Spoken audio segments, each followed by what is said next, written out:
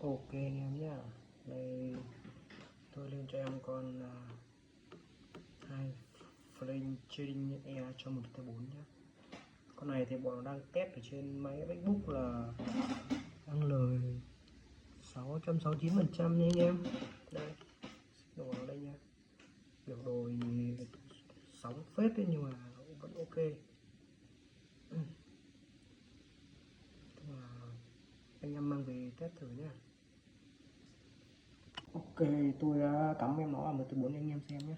Đây, thông số em nó đây nha. Outside này, đấy.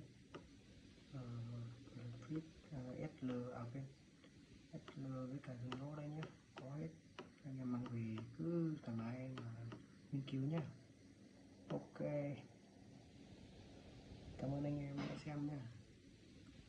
Nhớ follow tôi để hút những con bot ngon ngon hơn nha. Bye bye anh em.